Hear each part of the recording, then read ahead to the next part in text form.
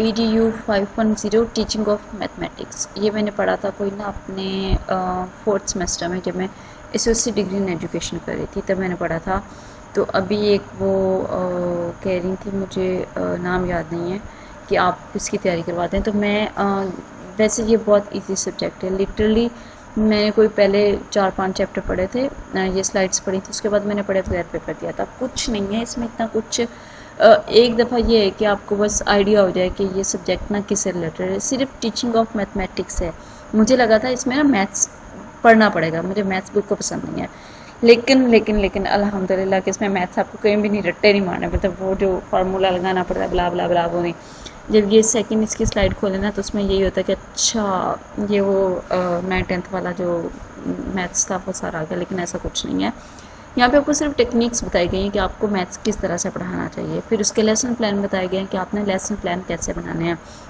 ये जो lesson plan है ना, ये आगे जाके आपके बड़े काम आएंगे जब आपकी टीचिंग प्रैक्टिस होगी ना, TPT 5.9 और TPT A और B। तो उसमें होता ही सारा काम लेसन प्लान से रिलेटेड है। ठीक है जी। तो स्टार्ट कहाँ से हो रहा है? स्टार्ट आपका यहाँ से हो रहा है कि द टीचिंग ऑफ मैथमेटिक्स। सबसे पहले तो बताया कि व्हाट इज़ एजुकेशन। एजुकेशन है क्या? Education is the ability to listen to almost anything without losing your temper और योर सेल्फ कॉन्फिडेंस। देखो एजुकेशन क्या है? एक आपकी एबिलिटी, आपकी खासियत है कि आप बैठ के, जैसे हम क्लास में बैठ के सुन रहे होते हैं, अपना सेल्फ कॉन्फिडेंस जो है उसको लूज़ किए बगैर, आपका जो टेम्पर है और जो आपका सेल्फ कॉन्फिडेंस है उसको लूज़ किए बगैर अगर आप एक जगह बैठ के कुछ सुन रहे हैं तो ये आपकी तालीम हासिल करने की खासियत है। ये रॉबर्ट फ्रॉस्ट जो हैं उनका कहना है जी। ठीक है। आगे उसके बाद है टैगोर। उन्होंने क्या कहा है कि education is the root of the nation. किसी भी कौम की जो जड़ें हैं वो तालीम है। से बिल्कुल सही कहा है कि एजुकेशन लिटरली कोई ऐसी कौम जो कि जाहिल हो तो उस कौम का फिर क्या कहा जा सकता है। तो अच्छा, इसके पेपर में क्या आया था? इसके पेपर में ये आई थी कि MCQs में 2 आई थी इसमें से। दैट वन एरिस्टो ने क्या कहा था, वैसे उर्दू में इसको एरिस्टो ही कहते हैं। तो खैर उसके बाद था ऋग्वेदा। MCQs में आया था, पूरी कोटेशन लिखी हुई थी और बताया था कि किसकी है ना। तो फिर इन दोनों मतलब ये 2 आई थी। ठीक है, ये उसमें आ जाती है। शॉर्ट क्वेश्चन में भी आ जाती है कि इसने क्या कहा हुआ एजुकेशन से रिलेटेड, वो बताओ। मतलब ये you have to read these must. ठीक है ना, ज़रूरी है ये। अच्छा जी। अस्तु ने क्या कहा? Education is an ornament in prosperity and a refuge in diversity. रिगोर्डा ने क्या कहा? Education is something which makes man self reliant and selfish. ठीक हो गया भाई, ये भी हो गया। पढ़ लीजिएगा, ये पढ़ने वाली चीज़ें हैं। What are the functions of the education. Education के फंक्शंस क्या हैं, मेन काम क्या हैं एजुकेशन के? The child is to be rich, nourished और brought up according to some aims of ends in views। एक बच्चे की जो नशोमा है वो इस तरीके से की जाए कि बच्चे को पता हो कि मेरी लाइफ का एम क्या है और एंड क्या है। ये वो एजुकेटर और teacher who is to be the friend, philosopher and guide. Educator तालीम देने वाला, टीचर भी तालीम देने वाला। तो who is to be the friend, sorry, educator इल्म हासिल करने वाला होता है, टीचर इल्म देने वाला होता है। तो दोनों क्या हैं? फिलोसफर्स भी हैं और गाइड करने वाला। द टीचर जो है वो centred education still quiet and become child centred education. Teacher की जो एजुकेशन सेंटर्ड एजुकेशन होगी उसका बच्चे की एजुकेशन पे असर पड़ता है, जाहिर सी बात है भाई। एजुकेशनल वैल्यूज़ ऑफ मैथमेटिक्स क्या है? मैथमेटिक्स की जो वैल्यूज़ है वो क्या है? Every teacher of mathematics needs to be informed and convinced about the educational values of this subject। अच्छा, वैसे क्यों भाई जो एजुकेशनल वैल्यूज़ ऑफ मैथमेटिक्स हैं वो क्यों इतनी ज़रूरी हैं? क्यों टीचर को बच्चों को करना पड़ता है, कन्विंस करना पड़ता है कि मैथ्स इज़ गुड सब्जेक्ट ब्ला ब्ला ब्ला। भाई इतना मुश्किल है तो कन्विंस तो करना पड़ेगा ना। Carry his own conventions about its soundness enables him to convince the students, parents and the society likewise। वो जो कन्विंस करेगा तो वो उसकी जो कन्वेंसिएशंस हैं वो कहाँ उसका फ़र्क पड़ेगा पेरेंट्स पे और सोसाइटी पे। एजुकेशनल वैल्यूज़ क्या हैं? There are number of questions which need to be answer at this stage. इस स्टेज पे आके इतने ज़्यादा सारे क्वेश्चंस हो जाते हैं जिनका आंसर देना ज़रूरी होता है। ठीक है, मतलब इस तरह के क्वेश्चंस आ जाते हैं कि जैसे भाई मैं तो सबसे पहले ये ज़रूर पूछूंगी कि why should everybody learn mathematics. क्यों हर एक को रियाजी सीखनी चाहिए या पढ़नी चाहिए? क्यों भाई, क्या आफत आ गई है? वो जो इतने फार्मूले पढ़ाए गए हमें 9th-10th में, कभी वो काम आए हैं हमारे? अच्छा क्या है, नेक्स्ट है कि why should this subject be tough to everybody. ये सब्जेक्ट जो है हर एक के लिए टफ क्यों है, क्यों मुश्किल लगता है? What is the place of mathematics in any scheme of education. इसका क्या है, what is the place of, हाँ, मैथमेटिक्स की क्यों किसी भी एजुकेशन में उसकी एक स्कीम बाकायदा लगानी पड़ती है? Why, what is the importance, कहाँ गया इसकी लास्ट वाली लाइन, हाँ, what is the importance of this subject. इस सब्जेक्ट की क्या अहमियत है, क्यों ज़रूरी है ये? अच्छा, ये थे कि क्वेश्चंस थे एजुकेशनल वैल्यूज़ के, कौन से क्वेश्चंस थे, उसी में ये आगे भी ये सारे क्वेश्चंस भी हैं। What shall be the advantages of devoting so much effort, time and money to the teaching of mathematics. कि मैथमेटिक्स पढ़ाने में आप जो इतना एफर्ट, टाइम लगा रहे हो, मेहनत लगा रहे हो, पैसे लगा रहे हो, तो क्या फ़ायदे हैं इसके? ठीक है, उसके बाद what are the purpose and aim of teaching mathematics. Mathematics पढ़ाने का मकसद, क्या मकसद है, कौन सा खास मकसद है? Why does it makes any contribution in the development of an individual. एक जो इंफरादी ज़िंदगी होती है, एक जो बंदे की ज़िंदगी होती है, उसमें इसका क्या कंट्रीब्यूशन, क्या पार्ट, हिस्सा है, क्या ये शो कर रहा है? वही बात कि हमने जो वो फार्मूले रटते थे, ए प्लस बी प्लस बला बला बला, वो अब हमारी ज़िंदगी में कहाँ यूज़ हो रहा है? हो रहा है कहीं? ये क्वेश्चंस थे। अच्छा, ये अब उसके आंसर्स हैं। ठीक है, of course a genuine teacher of mathematics will be interested in finding out the answers to the questions के। जाहिर सी बात है, जो भी एक अच्छा टीचर होगा वो इन क्वेश्चंस के आंसर ज़रूर फाइंड करेगा और देगा भी। The knowledge of its values and aims will stimulate and guide the teacher to adopt effective methods, devices and illustrative materials. कि जो इल्म है, the knowledge of its value, कि उसकी वैल्यू जो उसकी जो कदरें हैं वो क्या है, स्टिमुलेट हैं, and guide the teacher to adopt effective methods, और टीचर को गाइड किया जाए कि वो इफेक्टिव मेथड यूज़ करे, डिवाइसेस, आलात जो है वो यूज़ करे, इलस्ट्रेटिव मटेरियल्स को यूज़ करे। Why a child is sent to school. एक बच्चे को स्कूल क्यों क्यों भेजा जाता है? ये लॉन्ग क्वेश्चन में आया था। ठीक है, आपने इसको एक्सप्लेन करना है। अब देखो, लॉन्ग क्वेश्चन एक्सप्लेन करने का तरीका क्या होता है? आपने सिंपल क्वेश्चन लिखा, उसके बाद आपने लिखना है कि बच्चे को क्यों भेजा जा रहा है। नॉलेज एंड स्किल्स, किस चीज़ के लिए बच्चा स्कूल जाता है? ऑफ कोर्स इल्म हासिल करने के लिए, महारतें हासिल करने के लिए। रिक्वायरमेंट्स ऑफ यूटिलिटेरियन, को क्या क्या रिक्वायरमेंट्स होती हैं? नॉलेज एंड स्किल्स की होती हैं। Disciplinary, intellectual habits and power. Intellectual होती है पेचीदा जो हैबिट्स होती हैं, और पावर के लिए। Cultural values of education, desirable attitude and ideas, कि अपने कल्चर को, अपनी सकाफत की जो वैल्यूज़ हैं, इकदारें हैं, उनको आगे उनकी क्या करते हैं, एक जनरेशन से दूसरी जनरेशन में पास करना। Apart from this three values mathematics necessary, what is this, this is not show, एक सेकेंड, चलो भाई कहाँ चला गया?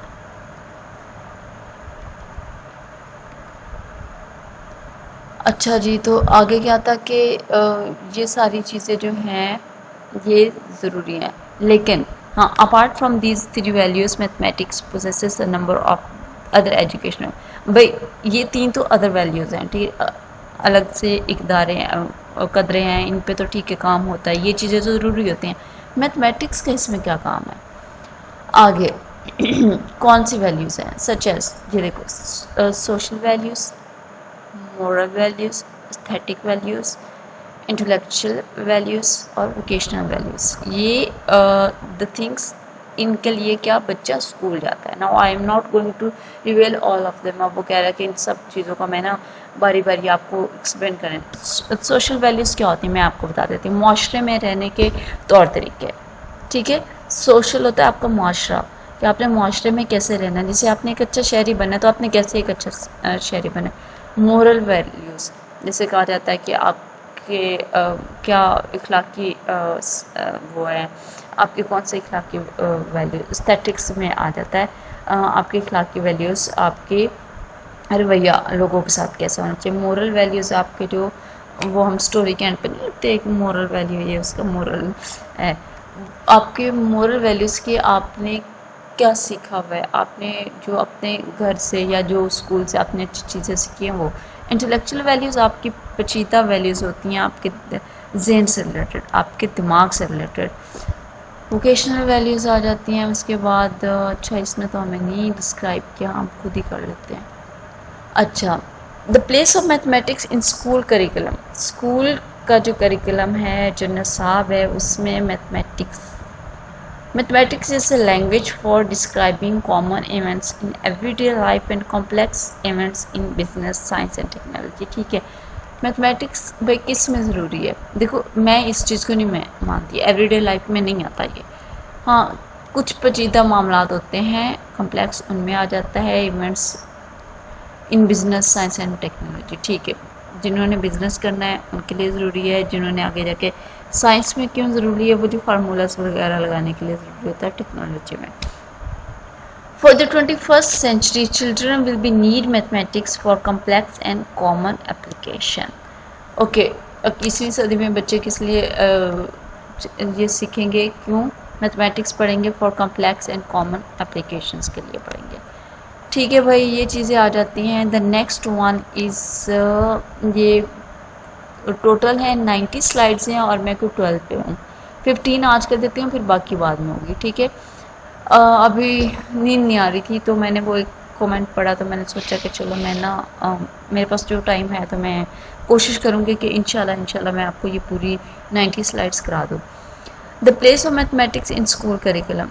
अच्छा, teacher and parents are challenged to think about mathematics very differently from the school mathematics they experience.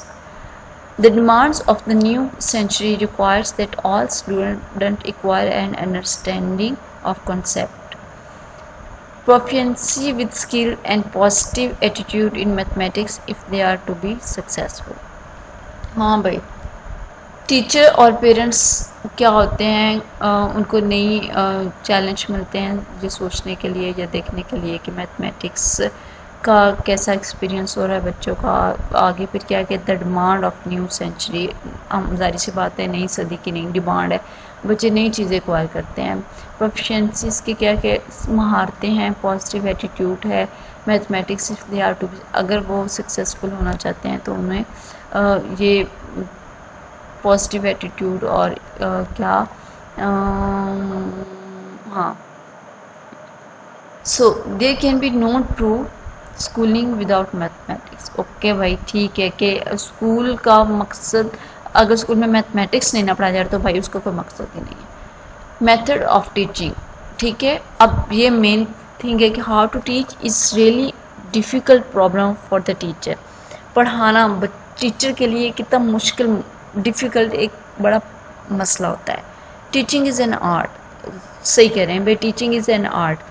अब जब मेरा एक्सपीरियंस हुआ है ना तो मुझे पता चला है कि जो सब्जेक्ट जिस पे आपकी कमांड है ना वो आप बेहतरीन पढ़ा सकते हैं, और कभी कोई और कह देना कि ये लेक्चर जाके ले लें तो वो आपके लिए बड़ा मुश्किल हो जाता है टीचर के लिए। और वैसे भी टीचर के लिए क्लास में बेशक अपने जिस कंप्यूटर में पढ़ा रही हूँ, मेरी कमांड है उस पर मैं अब क्लास में बैठे पढ़ा लेती हूँ, लेकिन हर एक बच्चे के अलग माइंड सेट होता है ना, उसको पढ़ाना ये टीचर का सबसे, जो टीचर फेस करता है ना वो टीचर के लिए सबसे डिफ़िकल्ट प्रॉब्लम होता है, ठीक है।